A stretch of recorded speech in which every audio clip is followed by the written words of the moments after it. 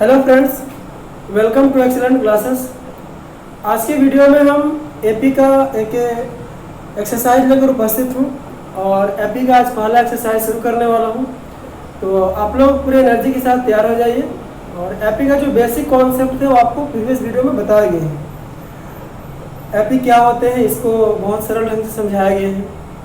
इसको हिंदी में कहते हैं समांतर श्रेणी, मतलब एक प्रकार की श्रेणी होगा जहाँ क्रमागत पदों को एक समान अंतर से लिखा जाता हो। और इसमें आपको एपी का एनवा पद के भी सूत्र बताए गए हैं, जहां आपने देखा होगा कि टी एन या एन बराबर A plus N minus one into D प्राप्त किया था हमने। तो आज हम एनवा पद के फॉर्मूला पर प्रश्नों को हल नहीं करने वाले हैं। आज हम सिर्फ एपी के बेसिक कॉन्सेप्ट को समझने वाले हैं। मतलब हम यहाँ पे एक श्रेणी तैयार करेंगे और सोचेंगे उसके बारे में कि क्या यह श्रेणी समांतर श्रेणी है या नहीं है, मतलब एपी में है या नहीं है। तो उसके लिए आपको जो सबसे फर्स्ट जो एक्सरसाइज है 5.1 है एनसीईआरटी का, और देखेंगे यहाँ पे प्रश्नों को कैसे हम सॉल्व करेंगे। इसमें अधिक से अधिक समझने वाली चीज़ है कि आप मतलब कैसे प्रश्नों को बनाने की कोशिश करते हो। तो आज का जो पहला क्वेश्चन है यहाँ पे देखिए आप, फर्स्ट में लिखा है क्या, निम्नलिखित स्थितियों में से किन स्थितियों में संबंध संख्याओं की सूची एपी है। मतलब प्रश्न संख्या 1 में आपको 3 प्रश्न दिए गए हैं और तीनों प्रश्न में आपको एक कथन दिए गए हैं, और उसमें से आपको देखना यही है कि इसमें से कौन सी स्थिति एपी में होगा और कौन सी नहीं होगा। एपी में होने के लिए क्या आपको सोचना होगा, क्या देखना होगा, यही देखना होगा कि मतलब जो अंतर है क्रमागत लगातार दो पदों का अंतर है वो एक समान होना चाहिए, तब वो एपी में होगा। तो पहला जो क्वेश्चन लिखा है वो इस तरह से लिखा है, अधिक से अधिक समझने की कोशिश करेंगे। लिखा प्रत्येक किलोमीटर के बाद का टैक्सी का किराया, प्रत्येक किलोमीटर के बाद टैक्सी का किराया, मतलब कुछ लिखा है यहाँ पे, जबकि प्रथम किलोमीटर के लिए 15 रुपया है। जब टैक्सी है, टैक्सी का किराया यहाँ पे दिया है, उसका वर्णन कर रहा है कि अगर हम टैक्सी पे सवार होते हैं, टैक्सी पे चढ़ते हैं, तो आपको अगर 1 किलोमीटर चलते हो, मतलब टैक्सी में बैठकर अगर सबसे पहला किलोमीटर आप चलो तो 15 रुपया किराया हो गया। और अतिरिक्त जो यहाँ पे लिखा है, और क्या लिखा है, और प्रत्येक अतिरिक्त के लिए 8 रुपया है। इसको पूरा पूरा समझने की कोशिश करेंगे। जैसे मान लिया कि कोई व्यक्ति टैक्सी में बैठा और 1 किलोमीटर चलता है, तो सबसे पहला जो किलोमीटर होगा वो 15 रुपया किराया ले लेगा। लेकिन 15 रुपये के बाद 1 किलोमीटर के बाद और अगर आप जितना भी चलो सब 8-8 रुपये के रेट से लगेंगे। मतलब पहला किलोमीटर सिर्फ महंगा है, बाकी आपको उसके अलावा उसके अतिरिक्त जो किराया है ना वो 8 रुपये प्रति किलोमीटर है। तो मान लो कोई व्यक्ति टैक्सी पे बैठा और सिर्फ 1 किलोमीटर चलेगा, उसे तो 15 रुपये ले लेगा ना। अगर कोई दूसरा इंसान है, दूसरा व्यक्ति है, वो टैक्सी पे बैठा और बैठ करके 2 किलोमीटर चला, तो वो भी बैठा है, तो उसका सिस्टम ही ऐसा बना है कि कोई भी बैठे पहला 1 किलोमीटर के लिए 15 लेंगे और 15 के बाद 1 किलोमीटर के बाद जितने भी किलोमीटर होंगे सब में 8-8 लेंगे। तो 2 किलोमीटर चले आया तो 15 हो गया पहला के लिए, दूसरा के लिए 8, तो कितना आ गया 23 रुपया। अगर कोई व्यक्ति टैक्सी में बैठ करके शुरू से 3 किलोमीटर चलेगा तो पहला किलोमीटर के लिए 15, बाकी 8-8 लगेंगे, तो 15 8 23 8 31 रुपया लगेंगे इसको किराया। अगर कोई व्यक्ति 4 किलोमीटर अगर चलता है तो इसके लिए पहला के लिए 15, बाकी के लिए 8-8 लगेंगे, तो कितना आ गया, जोड़ो तो आपको 8 से 24 15 39 हो गया। और देखेंगे यहाँ पे अगर कोई व्यक्ति टैक्सी में बैठकर 5 किलोमीटर चलता है तो पहला किलोमीटर के लिए 15, बाकी अतिरिक्त जो वो 8-8 रुपये लग रहे हैं, सिर्फ पहला किलोमीटर महंगा यहाँ पे कह रहा, तो 8 को 32 से 5 37 47 हो गया। तो इस तरह से टैक्सी का किराया आपको लगेंगे। तो आप इस श्रेणी को लिख सकते हो। देख रहे हैं यहाँ पे जितने भी यहाँ पे वैल्यूज दिख रहे हैं, जितने भी मान आ रहे हैं वो इस तरह से आ रहे हैं। 15 आ रहे हैं, 23 आ रहे हैं, 31 आ रहे हैं, 39 आ रहे हैं और 47 आ रहे हैं। तो आप इसको देखो क्या यह एपी में है। 15 8 23, 23 8 31, 31 8 39, 39 8 47, मतलब प्रत्येक अगला जो यहाँ पे पद आ रहे हैं वो 8 जोड़ने पे आ रहे हैं, और अंतर 8 का ही हो रहा। 15 8 23, 23 8 31 सब में 8-8 जोड़ने पे मिल रहे, इसलिए ये जो श्रेणी तैयार हुआ वह एपी में है, क्योंकि एक समान अंतर के साथ बढ़ रहा है। अब इसका सेकंड नंबर क्वेश्चन देखेंगे। प्रश्न संख्या 2 में क्या लिखा है, 1 का 2 देखिए। लिखा है किसी बेलन में उपस्थित हवा की मात्रा, जबकि वायु निकालने वाला पंप प्रत्येक बार शेष हवा का 1/4 भाग निकाल देता है। किसी बेलन में उपस्थित हवा की मात्रा, कोई बेलन है उसमें हवा भरा हुआ है और हवा वहां से निकलता है और कहता है क्या कि प्रत्येक बार जितना हवा बचा उसका 1/4 निकल जाता है। जैसे मान लो कि शुरू मान लो कोई बेलन है, इस तरह से देख लो ध्यान से, किसी चीज का बना हुआ, इसमें हवा भरा हुआ है, सोचने वाली बात है थोड़ा सा, इसमें हवा भरा हुआ और आप ऐसे भी सोच सकते हो जैसे मान लो कि इसमें हवा भरा हो तो हवा का जो कुल आयतन है वो मान लिया आपने क्या 64 मान लिया। अब देखेंगे यहाँ पे तो सबसे पहले तो 64 है, इसको अगर हम दबाते हैं, दबाने के बाद कुछ हवा निकलता है तो निकलेगा वही जितना है ना उसका चौथा भाग निकलेगा। तो बताओ 64 तो है, 64 का चौथा भाग करेंगे तो कितना हो गया 16, मतलब 64 में से आपका 16 निकल जाएगा तो कितना आएगा 14, 8 से 14 हो गया 48 हो गया। फिर देखेंगे अब इसमें 48 बच गया, जब 48 बचेगा तो फिर इसको आप दबाओगे तो क्या पाओगे, आप यही पाओगे ना कि 48 है तो फिर इसका 1/4 निकलेगा तो 12 चौक 48, तो 48 में से फिर गया कितना 12 घसक गया तो आपको हो गया कितना 36 आ गया।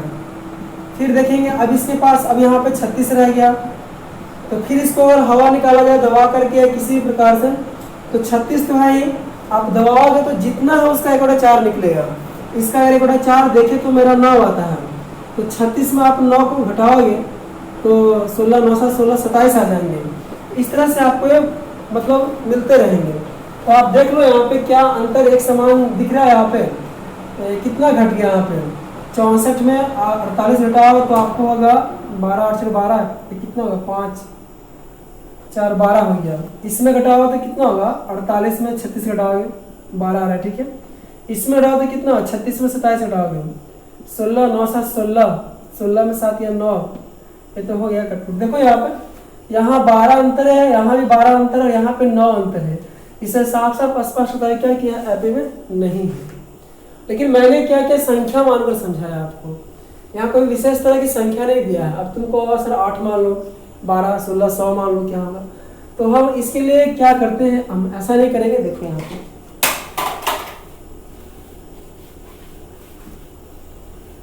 हम करेंगे क्या, मान लेते हैं जो बेलन है उसके अंदर जो हवा भरा उसका आयतन भी है, ठीक। तो सबसे पहले तो भी रहेगा। अब क्या होगा जब उसको दबाएंगे तो भी का 1/4 निकलेगा और अपने में से घटेगा तो घटने के बाद कितना आ गया 4 लघुत्तम लेंगे तो 4 भी होगा माइनस भी होगा, 4 भी में भी गया तो आपका 3v/4 हो जाएगा। फिर क्या करेंगे, अब इस इतना बचा हुआ तो ये तो आपको है ही, इसका चौथाई निकलेगा, इसका चौथाई कितना होगा तो 3v/16 हो गया तो ये निकलेगा 3v/4 तो आपको पहले से ही उसमें से घट जाएगा 3v/16 16, तो लघुत्तम 16 होगा, 4 चौका 16, 3 चौका 12 भी माइनस 3 भी तो कितना हो गया 9 भी, यहाँ घटाओगे तो 9v/16 इस तरह से आएंगे। तो आपको ज़्यादा और आगे तक चलने की ज़रूरत नहीं है, आप 3-4 पद भी लिख लेंगे तो आपको समझ में आ जाएंगे। इस तरह से आपको आयतन जो है ना वो होता रहेगा। तो हम देखेंगे क्या यहाँ चल रहा है। तो हम बाद वाला में पीछे घटाएंगे, 3v/4 में घटाएंगे v को अंतर निकालने के लिए, 4 एलसीएम होगा तो 3v-4 भी होगा तो कितना होगा -v/4 हो गया। अब इसको घटाएंगे, इसमें 9v/16 में घटाएंगे किसको 3v/4 को, एलसीएम होगा कितना 16 होगा तो 9 भी होगा, 4 चौका 16, 3 चौका 12 भी, यहाँ घटाओ तो कितना होगा 9 में 12 गया -3 भी होगा बटा 16। यहाँ देखो अंतर इतना था, यहाँ अंतर इतना हो रहा है, यानी कि यह एपी में नहीं है, एपी में नहीं है, मैंने समझ लिया। आप कोई अन्य एग्जाम्पल लेकर भी चेक कर सकते हो, खाली 1/4 निकाल देना, 1/4 निकाल देना। अब प्रश्न संख्या 3 देखिए, जो ऐसा ही कुछ लिखा, प्रत्येक मीटर की खुदाई के बाद एक कुआं खोदने में आई लागत, मतलब कुआं खोदने का यहाँ पे लागत का वर्णन किया है। प्रथम किलोमीटर के लिए 150 रुपया है, सॉरी किलोमीटर नहीं, मीटर में यहाँ दिया। प्रथम मीटर के लिए मान लो कि अगर कुआं ऊपर से 1 किलोमीटर खोद दिया जाए तो 1 किलोमीटर के लिए आपको 150 रुपया खर्च बैठ रहा है। 1 किलोमीटर बाद 50 रुपया प्रति मीटर की दर से बढ़ती जा रही है। मतलब अगर कोई व्यक्ति 2 किलोमीटर खोदता है कुआं को तो पहला के लिए 150 रुपया लाया और प्लस उसके आगे के लिए 150 हिसाब नहीं, 150 का रेट नहीं, सिर्फ 50 है। तो 2 किलोमीटर खोदा जाए तो 2 किलोमीटर के लिए पुल कितना लग जाएगा, 200 रुपया लग जाएगा। और कोई व्यक्ति शुरू से 3 किलोमीटर खोदेगा तो सबसे पहला के लिए तो 150 रुपया, फिर आगे के लिए 50-50 ही लगाएंगे तो कितना हो जाएंगे, 100-250 हो जाएंगे।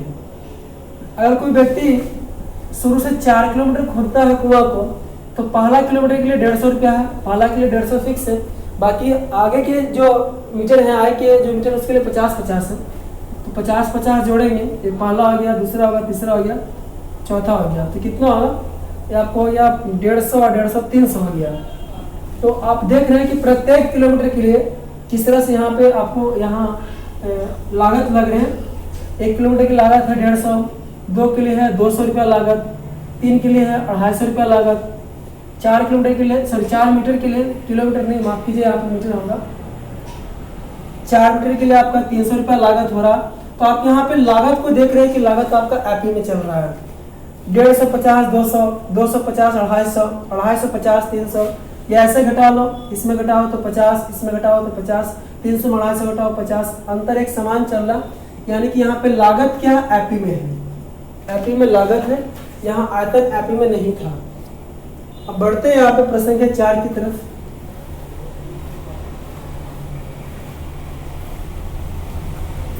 देखिए प्रश्न संख्या 4 में क्या लिखा है, खाते में प्रत्येक वर्ष का मिश्रधन 10,000 रुपया की राशि 8% वार्षिक दर से चक्रवृद्धि ब्याज पर जमा की जाती है। प्रत्येक वर्ष का मिश्रधन, प्रत्येक वर्ष का मिश्रधन यहाँ पे कह रहा है, तो देखो क्या कह रहा है, 10,000 रुपया की राशि,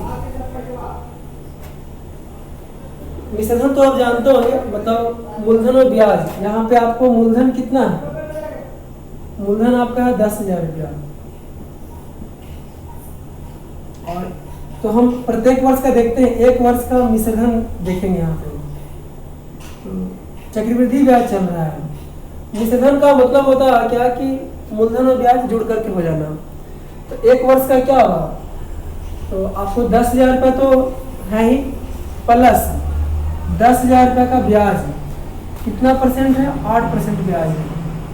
तो आप ऐसे कर सकते हो, 10,000 तो आपका है ही, इसमें कुछ नहीं होने वाला, उसका परसेंटेज है 8%, एक साल में 8% होगा। तो कितना होगा यहाँ पे, 10,000 हो गया और प्लस 800 हो गया, तो 10,000 और 800 हो गया, 10,800। स्वाभाविक सी बात है, आप ऐसे भी सोच सकते हो। मान लो कि आप किसी व्यक्ति से 10,000 रुपया कर्ज लेते हो और एक साल हो गया, तो एक साल जब पूरा होंगे तो आप 10,000 तो नहीं ना दोगे, ज़्यादा दोगे ना, 10,000 तो दोगे ही जो लिए हैं, उसके साथ साथ उसका ब्याज भी देंगे ना। तो 10,000 का 8% ब्याज हो गया आपका 800 रुपया। तो एक वर्ष बाद हम कितना लौटाएंगे, 10,800। यही मिश्रधन होता है। मिश्रधन का मतलब होता है टोटल अमाउंट। अब हम देखेंगे, जब मान लो कि एक साल लगेगा तो इतना लौटाना पड़ेगा। अगर इस मूलधन को लेकर के मैं 2 साल बाद क्या लौटाऊंगा, 2 वर्ष का मिश्रधन हुआ क्या कि मैं 10,000 कर्ज लिया, ठीक, और 2 साल रख लिया उस पैसे को, तो पता है देखो क्या होगा, 10,000 तो है ही आपका। जब हम 10,000 रुपया कर्ज लेंगे और 10,000 कर्ज मेरा 1 साल चलेगा, तो 1 साल के बाद क्या होगा, 10,000 और 10,000 का 8% ब्याज होगा, तो ये कितना हो जाएगा, और प्लस देखिए आप, अब देखिए यहाँ पे 1 साल में, या इसको हम ऐसे कर ले शॉर्टली तो ज़्यादा अच्छा रहेगा। 2 वर्ष का मिश्रधन हमसे पूछा जा रहा है, तो 1 साल में आपको यहाँ पे चक्रवृद्धि ब्याज चल रहा है, तो 2 वर्ष में क्या होगा, 1 साल में कितना बढ़ के हो जाएगा। अगर हम 1 साल उधार लेके रखें तो 1 साल में आपको होता है 10,800, 1 साल का हुआ, प्लस इसके अगले साल का। तो पता, अब जो 8% ब्याज हुआ इस पर लगेगा, चक्रवृद्धि ब्याज है, ब्याज का ब्याज है, नामी चक्रवृद्धि चक्कर लग जाएगा। आपने कर तो लिया है 10,000, लेकिन ब्याज लग रहा है 10,800 पर, क्योंकि चक्रवृद्धि ब्याज चल रहा है। इस पर फिर से लगेंगे 8% ब्याज। ये हुआ 1 साल का। देखेंगे यहाँ पे, ये आपका 1 वर्ष का हुआ मिश्रधन, पहल का वर्ष का।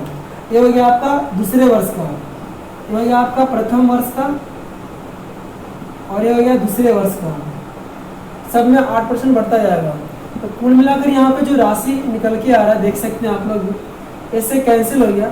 तो 10,800 प्लस ये कितना होगा, 108 को 8 से अगर आप गुना करोगे तो 8 × 64 और 8 कितना हो गया, 864 हो गया। अब ऐड करेंगे 10,800 में 864 को, तो आ गया 4 6 8 16 11 6 6 4, कितना रुपये हो गया। अगर हम 3 वर्ष के लिए सोचें, 3 वर्ष बाद मिश्रधन क्या होगा, 3 वर्ष का मिश्रधन, तो 3 वर्ष का जब मिश्रधन पे हम विचार करेंगे तो हम शुरू से 2 वर्ष का निकाल चुका हूँ। इतना 2 वर्ष का इतना है 11,664। ये 2 वर्ष के लिए हो गया। तीसरा वर्ष जो होगा, तीसरा वर्ष में जो ब्याज है वो भी 8% है, लेकिन इस पर लेगा 11,664 पर लेगा 8% का ब्याज है।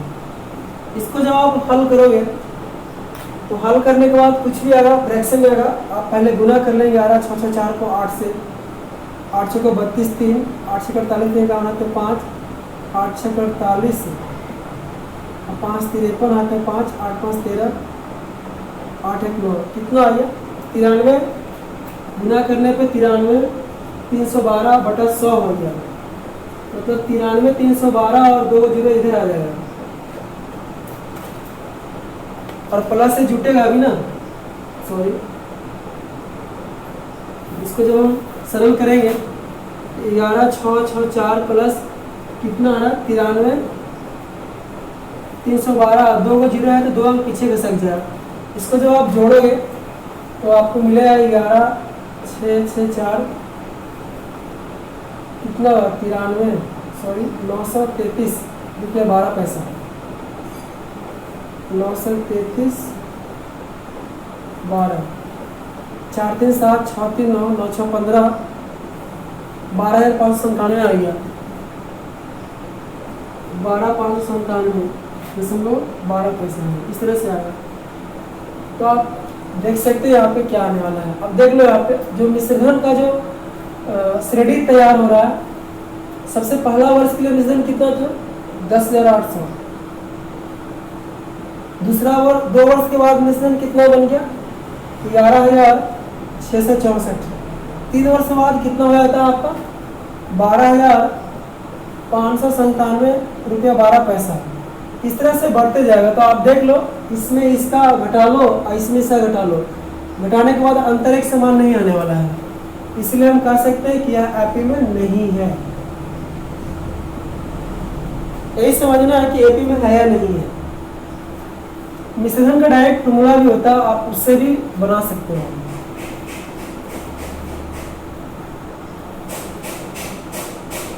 अब बढ़ते हैं अगले प्रश्न की तरफ। देखिए प्रश्न क्या 2, अब आसान प्रश्न आगे। दी हुए आपी के प्रथम 4 पद लिखिए।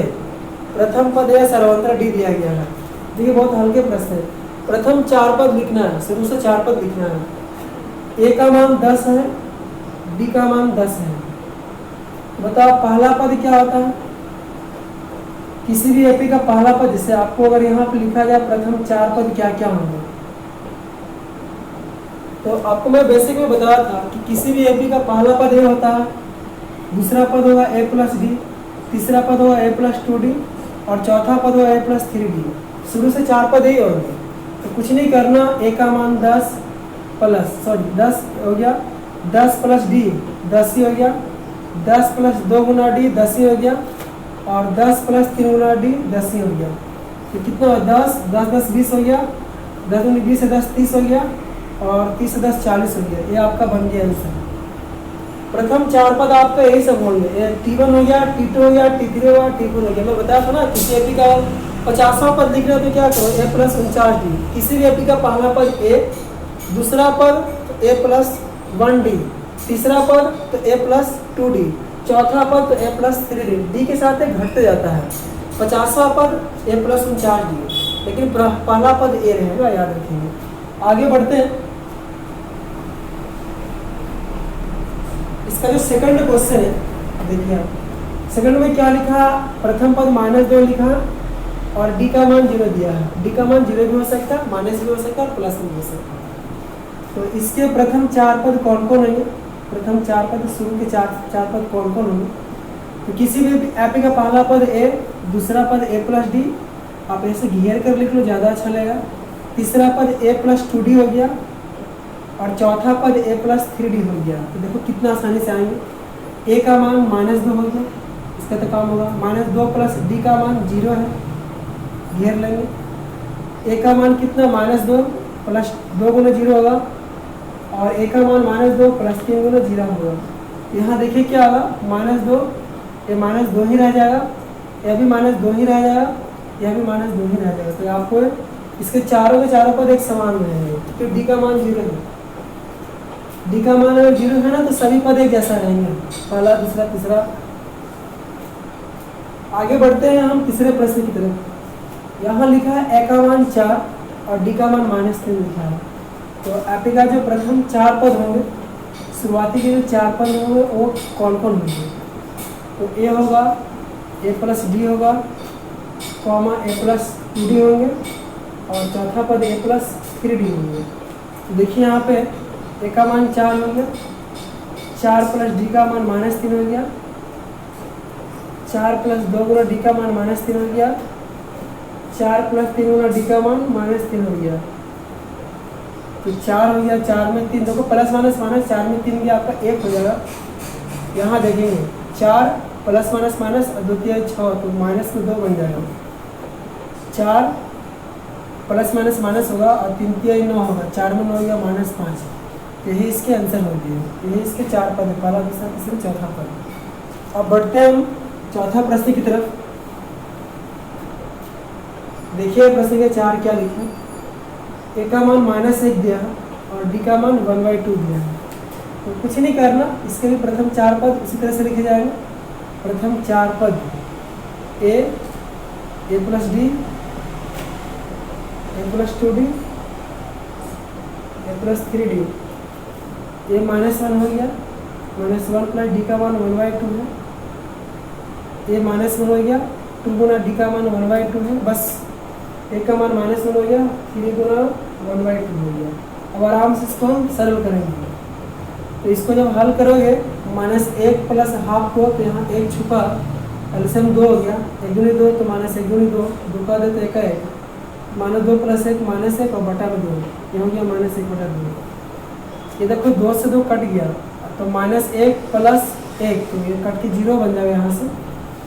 और वहाँ देखेंगे -1 प्लस 3 का 3 बटा 2 हो गया, यहाँ 1 छुपा, एलसीएम कितना होगा, 2 होगा, 1 दूनी 2 तो -1 दूनी 2 और 2 का 2 तो 3 का 3, 3 में 2 घटाओ तो प्लस में 1/2, यहाँ से आ गया 1/2। तो ये आपको आंसर हो गया। सरल करने पर ध्यान रखेंगे, गलती ना करें तो आपको डेफिनेटली सही आंसर आएंगे। अब देखेंगे हम प्रश्न के 5 को। a का मान लिखा है -1.25 और d का मान लिखा है -0.25। देखो इसको कैसे हम बनाएंगे। यहाँ से भी वही कह रहा है, प्रथम 4 पद कौन कौन होंगे। तो a हो गया, a प्लस d हो गया, a प्लस 2d हो गया, a प्लस 3d हो गया। तो देखिए आप a का मान -1.25 कॉमा -1.25 प्लस d का मान हो गया आपका -0.25। अब यहाँ देखेंगे a का मान क्या, -1.25 प्लस 2 गुना d है -0.25 कॉमा a का मान -1.25 प्लस 3 इंटू d का मान कितना -0.25। इसको बहुत सावधानी से हल करना, देखिए ध्यान से कैसे करेंगे इसको। -1.25 ठीक है, और यहाँ देखेंगे -1.25 plus minus minus 0.25 minus 1.25 plus गुना माइनस तो माइनस हो जाता है। अब यहाँ देखो ये तो मैं लिख दिया प्लस माइनस माइनस और इसे गुना करेंगे। आप 0.25 को गुना करोगे 2 से तो कुछ नहीं करना, 25 दूनी 50 कर दीजिए। और देखो अगर 2 अंक के बाद दशमलव तो आप भी 2 अंक के बाद दशमलव बैठा देंगे तो हो गया कितना 0.50 कॉमा इसको देखेंगे आप माइनस 1.25 देखिए ठीक है, प्लस गुना माइनस तो प्लस गुना माइनस तो आपको माइनस बन जाता है, ये माइनस हो गया। अब देखो इसको गुना करना इससे तो 25 या 75 कर लेंगे और 2 अंक पीछे दशमलव बैठा देंगे, इस तरह से कर लेंगे और इसको घेर लेंगे।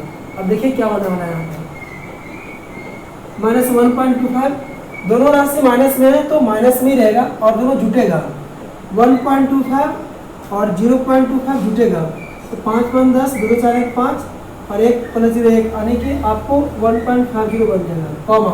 यहाँ भी दोनों माइनस में ही है तो माइनस में ही रहेगा और जुटेगा दोनों जोड़ा है आपको 1.25 और 0.50 तो 5 2 7 1 0 तो यहाँ पे 1.75 हो गया। यहाँ भी दोनों माइनस में तो माइनस में ही रहेगा और जुटेगा यहाँ पे क्या जोड़ेंगे हम 1.25 और 0.75 दशमलव के सामने दशमलव होना चाहिए नीचे में 5 5 10 3 7 10 दशमलव चलेगा एकदम सेम और हाथ में 1 है 1 1 2 आपको हो गया 2.0 मतलब सिर्फ 2। तो इस तरह से आपको सदों के 4 पद लिखे गए। अब हम बढ़ते हैं प्रश्न संख्या 3 के लिए।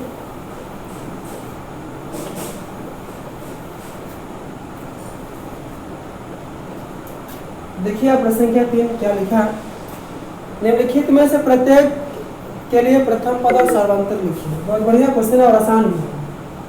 3 है 1 है -1 और -3 है, इस तरह से कोई एपी है।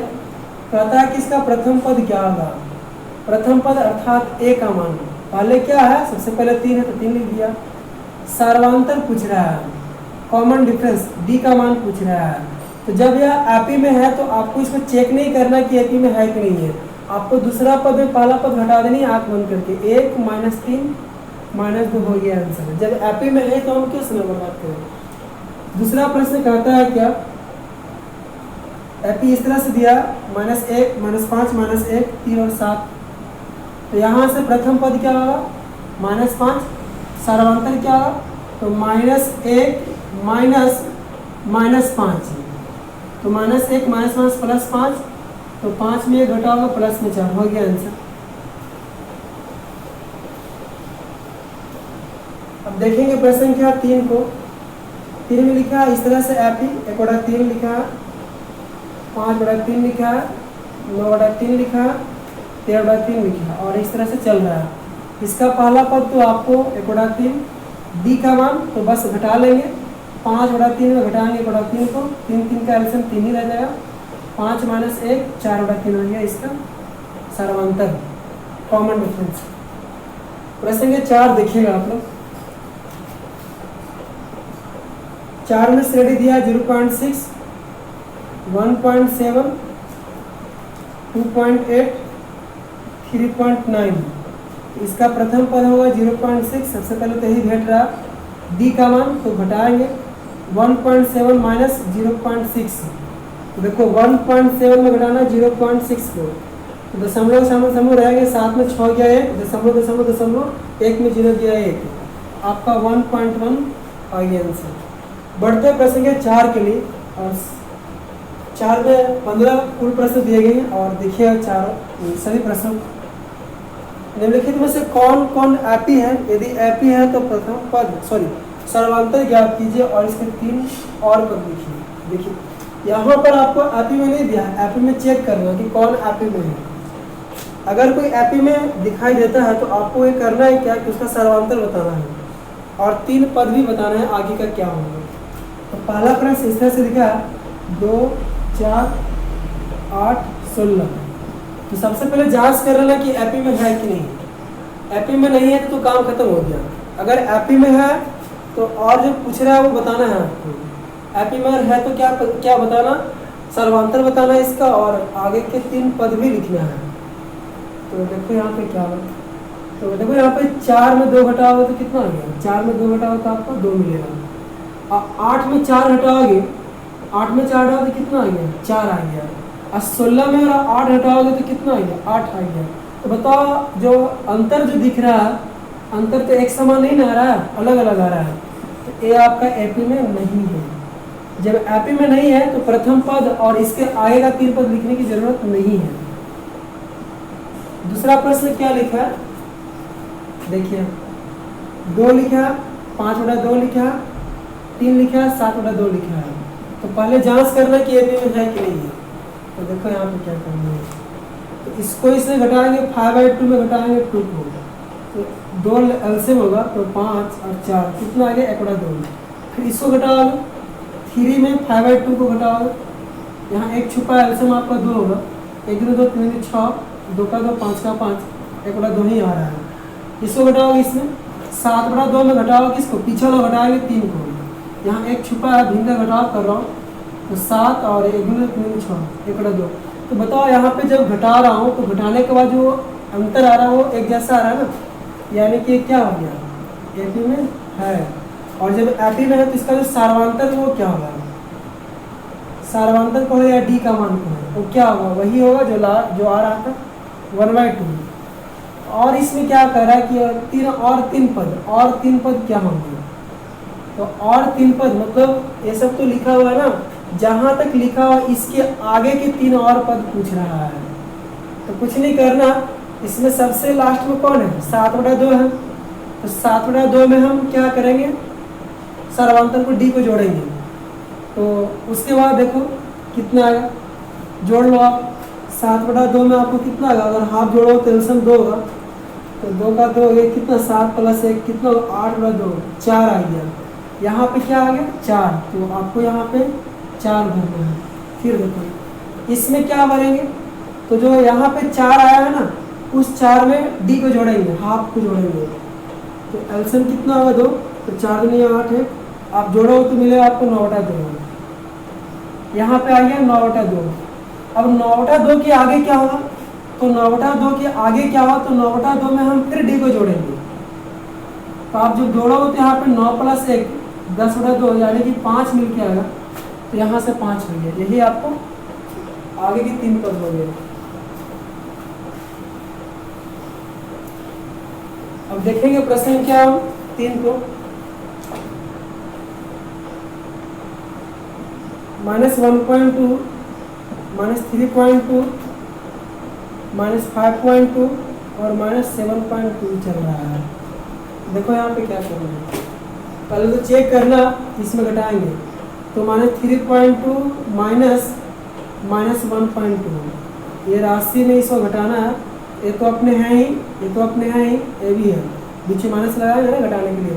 तो -3.2 माइनस प्लस हो गया 1.2, तो देखो माइनस वाला ज़्यादा है तो माइनस में रह जाएगा, और बड़ा में 3.2 में हम 1.2 घटाएंगे, तो कितना आ गया, यहाँ घटाने पे 2 का अंतर आ रहा है, ठीक।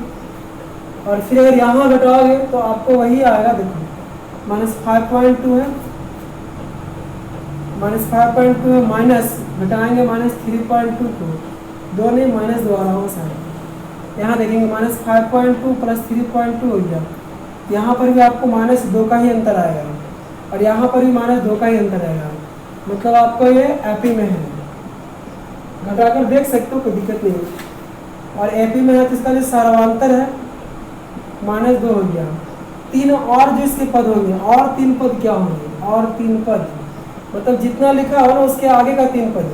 तो -7.2 जो है इसमें जोड़ेंगे हम डी को, तो -7.2 जोड़ेंगे तो प्लस माइनस तो जुड़ के हो जाएगा -9.2, और फिर 9 में जोड़ेंगे 2 तो -11.2, फिर जोड़ेगा तो -13.2। इस तरह से इसके 3 और पद आएंगे, मतलब डी को जोड़ते जाओ, इसमें -2 जोड़ते जाओ, जैसे -9.2 आएगा, -2 जोड़ो तो फिर 9 2 11 हो जाएगा, 11 13 15 16, ऐसे बढ़ते चले जाएगा।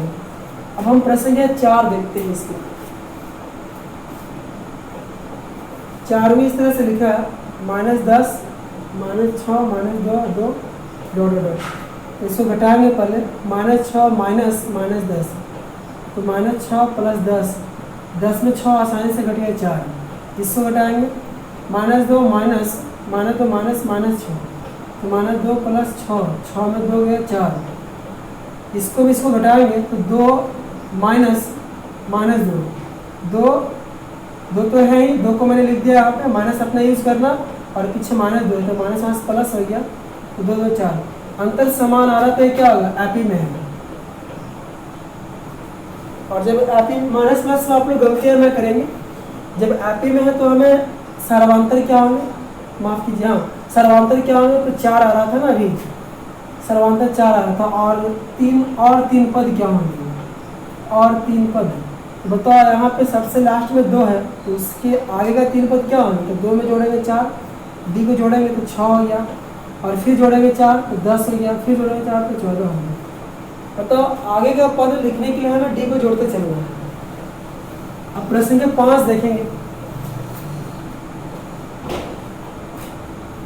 बहुत बढ़िया क्वेश्चन है, 3 है, 3 + √2 है, 3 + 2√2 है। देखो यहाँ पे बड़े बड़े पद देखकर बच्चे लोग डरने लगते हैं कि सर ये तो रूट वाला आ गया है। अरे भाई कुछ नहीं है, आप टेंशन क्यों ले रहे हो। देखो पहले तो चेक करना कि एपी में है नहीं। 3 + √2 ये आपको दूसरा का पद है, इसमें घटाएंगे 3 को, ये तो कट के आ गया सिर्फ √2।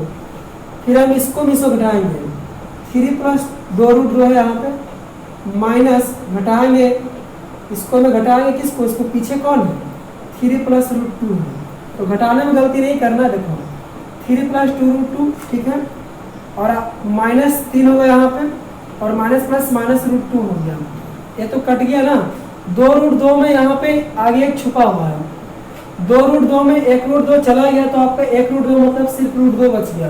तो यहाँ पर भी अंतर क्या आ रहा है, √2 ही आ रहा है। अब इसमें घटाएंगे, यहाँ पे देखो फिर से समझो, 3 + 3√2 लिखा हुआ है, ये पद में हम घटाएंगे, किसको घटाएंगे, ठीक पीछे कौन है, 3 + 2√2 को, तो घटाएंगे बढ़िया से। देखो यहाँ पे 3 + 3√2 है, माइनस तो -3 होगा, और माइनस प्लस -2√2 हो गया, तो -3 + 3 कट गया यहाँ पे, 3√2 में 2√2 गया, 3√2 में 2√2 चला गया, तो 1√2 बचेगा, मतलब सिर्फ √2 बच गया, √2 बच गया।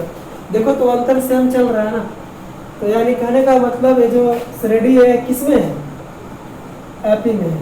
और प्रश्न में कहा कि जब एपी में है तो आपको सर्वांतर बताना, तो सर्वांतर क्या आ रहा है, √2 आ रहा है, √2 तो आ ही रहा, इसके और 3 पद भी बताना है। तो देखो यहाँ पे और 3 पद, और 3 पद क्या होंगे, तो इसके आगे का अगला पद क्या है, तो 3√2 तो है ही, उसके आगे का पद देखना है, तो उसमें हम डी को जोड़ देंगे।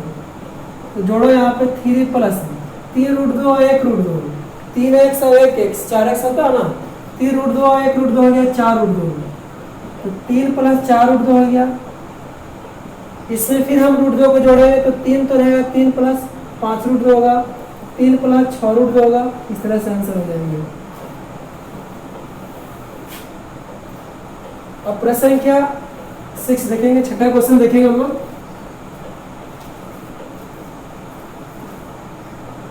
देखिए छठा क्वेश्चन, 0.2 0.22 0.222 0.222 इस तरह से आपको श्रेणी को दिया गया है।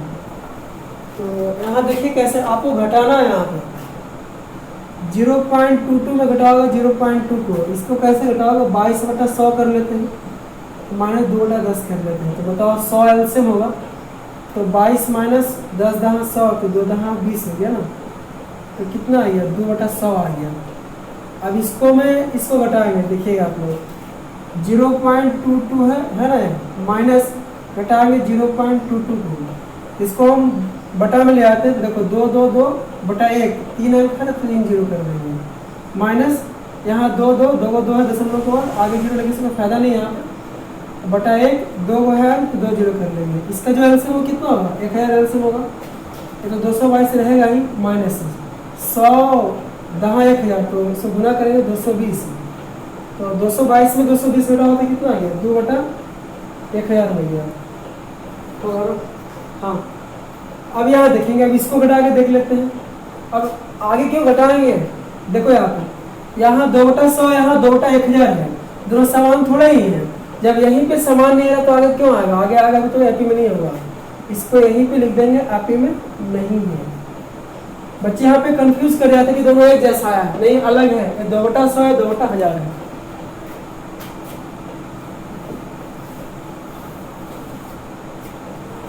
प्रश्न क्या 6 देखेंगे, छठा क्वेश्चन देखेंगे क्या लिखा, सॉरी 7वां देखेंगे क्या लिखा है।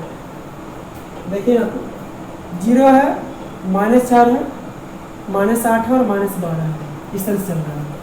तो घटाएंगे -4 -0 -4 हो गया, -8 में घटाएंगे -4 तो कितना होगा, प्लस में 4 माइनस में 4 हो गया।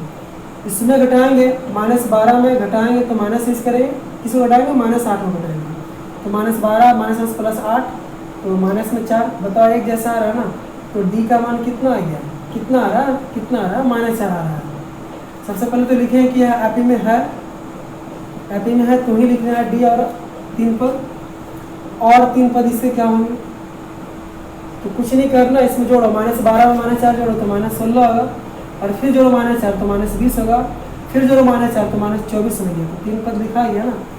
इससे -12 में आप जोड़ोगे, किसको जोड़ो, -4 तो -12 माइनस प्लस -4 तो दोनों माइनस में ही रहेगा, जुटेगा 12 4 16। ये बेसिक गणित है, बच्चों का जोड़ घटा हुआ। अब प्रश्न क्या 8 देखेंगे हम लोग। -1/2 एक श्रेणी दिया है, 1/2 -1/2, सॉरी सब में -1/2 -1/2 चल रहा है, ठीक देख लो आप। तो आपको पहले ये करना है, देखो -1/2 माइनस -1/2 तो -1/2 प्लस 1/2 हो गया, एक कट के 0 आ गया। इसमें से बताओगे -1/2 माइनस क्या, -1/2 तो आपको -1/2 प्लस 1/2 ये भी कट के क्या होंगे, 0 होंगे। इसमें घटाओगे, इसमें -1/2 तो है ही, माइनस इस करेंगे और -1/2 घटाएंगे तो -1/2 प्लस 1/2 ये भी कट के होंगे 0। बताओ एक समान आ रहा है ना, तो इसका मतलब क्या कि एपी में है, और मैं कहा था क्या कि सर्वांतर 0 भी आ सकता है। अब देखो यहाँ पे जब एपी में है तो डी का मान तो 0 आ गया, और 3 पद क्या होंगे, और 3 पद के लिए आपको वही डी को जोड़ते चलना है। तो देखो यहाँ पे और 3 पद, तो -1/2 में 0 जोड़ेंगे तो -1/2, और -1/2 फिर जोड़ेंगे तो -1/2, फिर इसमें जोड़ेंगे 0 तो -1/2, क्योंकि 0 जोड़ने से असर थोड़ा ही कोई पड़ता है। और जब डी का मान 0 होगा तो एपी में सभी पद एक जैसा होंगे। प्रश्न की 9 देखेंगे। 9 में इस तरह से लिखा है, श्रेणी 1 9 सॉरी 1 3 9 27 इस तरह से। तो देखो यहाँ पे 3 में 1 घटाओ 2, 9 में 3 घटाओ 6, कहाँ बराबर आ रहा है, यानी कहने का मतलब एपी में नहीं है। हम क्यों आगे बढ़ेंगे जब यहीं पे लाइन कट गया। 10 नंबर देखेंगे प्रश्न, देखिए ए है, 2a है, 3a है, 4a है। तो देखो यहाँ पे 2a में a घटाओगे तो a बचेगा, 3a में 2a घटाओगे तो आपका a बचेगा, 4a में 3a घटाओगे तो आपका a ही बचेगा। यानी कहने का मतलब कि यह एपी में है, क्योंकि सर्वांतर से हमारा। तो डी का मान क्या आ गया, ए आ गया, और 3 पद क्या लिखेगा, और 3 पद 4a के बाद 6 से 7 है। प्रश्न के 11 देखेंगे, ए है, ए स्क्वायर है, एक क्यू और F4 है। तो देखो यहाँ पे बच्चे लोग गलतियां कर लेते हैं कि उनको लगता है कि यहाँ भी एपी में है, लेकिन आप सही से सोच के देखो, ए स्क्वायर में घटाओगे ए को तो घटने के बाद वो ऐसे ही रह जाएगा, कुछ होने वाला नहीं है। यहाँ पे ज़्यादा से ज़्यादा ए कॉमन करें तो आपका a-1 आएगा। इसमें घटाओगे इसको, ए क्यू में घटाओगे आप किसको, ए स्क्वायर घटाओगे तो आप ए स्क्वायर कॉमन करो तो कितना आ गया, यहाँ से a-1 आ गया। ये दोनों देख लो सेम तो नहीं लग रहा है, a इंटू a-1 है, ए स्क्वायर इंटू a, दोनों बहुत सेम तो नहीं रहे हैं। यानी कहने का अर्थ क्या है, एपी में नहीं है, एकदम सेम होना चाहिए, थोड़ा सा भी डिफरेंट मतलब डिफरेंट। प्रश्न संख्या 12 देखेंगे। यस 12 देखिए, बहुत बढ़िया क्वेश्चन है। यस √2 लिखा, √8 लिखा और √18 लिखा, √32 लिखा है। तो सबसे पहले तो आपको घटाकर देखना कि श्रेणी में है कि नहीं, एपी में है कि नहीं। उसके पहले हम ऐसा भी सोच सकते हैं, देखो यहाँ पे इस श्रेणी को ऐसे भी लिख सकते हैं √2, 8 को लिख सकते हैं 2 दूनी 4 दूनी 8, गुणनखंड कर दिया। 18 को कह सकते हैं 2 गुना 3 गुना 3, 2 तिया 6 तिया 18। 32 को लिख सकते हैं 2 दूनी 4 दूनी 8 दूनी 16 दूनी 32। इस तरह से चल रहा है। तो आपको यहाँ से देखिए √2 हो गया, ये जोड़ा लगा तो आपको 2 बाहर हो गया, 2 √2 हो गया। इसका लगा तो बाहर होगा 3 √2 हो गया। इसमें देखिए इसका लग जाए इसका लग जाए तो 1 2 1 2 और ये जो बेचारा पकड़ा ये सुलझा जाएगा। उसी श्रेणी को मैं ऐसे अपने शब्दों में लिख रहा हूँ ताकि आपको समझ में आ जाए। 2 दूनी 4 √2 चल रहा है, देखो इस तरह से बढ़ते जा रहे हैं। अब देखो यहाँ पे घटा करके 2 √2 में घटाओगे √2 को, तो 2 √2 में 1 √2 घटाओ तो 1 √2 बचेगा ना। फिर इसको घटाओगे 3 √2 में घटाओ किसको, 2 √2 को, तो कितना आ गया आपका 1 √2 मतलब √2 आ गया। इसको घटाओगे आप 4 √2 में आप घटाओगे किसको घटाओगे 3 √2 को, तो कितना आएगा 4 में 3 का 1 √2, 1 लिखते नहीं √2 आएगा। तो देखो सभी में अंतर एक समान आ रहा है, तो हम कहेंगे क्या क्या श्रेणी एपी में है। यहाँ लग नहीं रहा था कि एपी में है, लेकिन जब उसको मैं सरल किया तो हमें मिला कि यह एपी में है। तो डी का मान क्या होगा √2 होगा। और 3 पद क्या होंगे, और 3 पद आसानी से आप लिख लोगे। 4 √2 में √2 जोड़ेंगे तो 5 √2 हो गया, फिर जोड़ेंगे इसमें √2 तो 6 √2 हो गया, फिर जोड़ेंगे √2 तो 7 √2 हो गया। इस तरह से होंगे 3 पद। अब प्रश्न क्या 13 देखेंगे।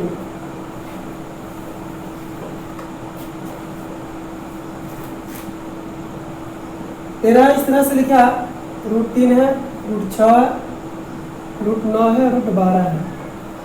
तो देखो क्या कर सकते हैं, √3 6 का गुणनखंड करेंगे तो 2 तिया 6, कुछ बाहर नहीं निकल रहा है तो इसको ऐसे ही छोड़ देंगे। 9 का तो 3 होगा, 12 को आप कर सकते हो सारी दुनिया से मुझे क्या लेना है, बस तुझको ही पहचान, मुझको ना मेरी अब खबर। ये आपको हो गया 4 और 3 निकल के आएगा इस तरह से। तो अब देखो आप घटाओगे तो यहाँ से क्या आएगा √6 माइनस √3, कुछ नहीं आएगा, घट करके ऐसे ही रह जाएगा। फिर घटाओगे 3 माइनस √6, ये भी कुछ नहीं हो पाएगा, ऐसे ही रह जाएगा। तो दोनों सेम थोड़े ही हैं, इसका मतलब कि एपी में नहीं है। सारी दुनिया से मुझे क्या लेना है, बस तुझ।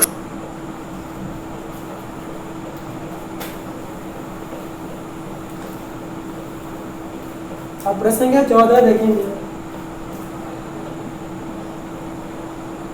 1 का स्क्वायर, 3 का स्क्वायर, 5 का स्क्वायर, 7 का स्क्वायर। 1 का स्क्वायर 1, 3 का स्क्वायर 9, 5 का 25, 7 7 49। तो देख लो 9 में घटाओगे 8, 25 में 9 घटाओगे 16, मतलब क्या कि एपी में नहीं है। डिफरेंट अलग अलग आ रहे ना, सर्वांतर नहीं आ रहे। और जो लास्ट क्वेश्चन है 15 इसका, तो इस तरह से लिखा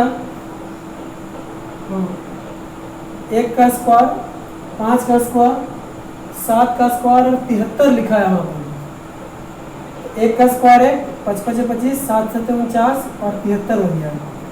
अब घटाएंगे 25 में घटाओगे तो 24 आ जाएगा, ठीक है। 49 में आप 25 घटाओगे तो आपका 24 ही आएगा, इसमें घटाओगे तो 24 ही आएगा। मतलब कि ये आपको श्रेणी जो है ना वो एपी में है, क्योंकि 24 ही अंतर आ रहा है, एक समान अंतर है। अब बताओ तो डी का मान कितना होगा 24 हो गया। और 3 पद क्या होंगे, और 3 पद बहुत आसानी से आप निकाल लेंगे, जोड़ देंगे। 73 है सबसे लास्ट, 24 जोड़ेंगे तो कितना होगा 4 3 7 97 बन जाएगा। उसके आगे क्या होगा, फिर 24 जोड़ेंगे, 7 4 11, 10 2 12, 121 हो जाएगा। फिर 24 जोड़ेंगे तो 125 हो जाएगा। इसी के साथ आपका जो एक्सरसाइज 5.1 थे वो समाप्त हो गया। और इसका अगला जो एक्सरसाइज है वो एपी का एनवा पद के कॉन्सेप्ट से जुड़ा हुआ है।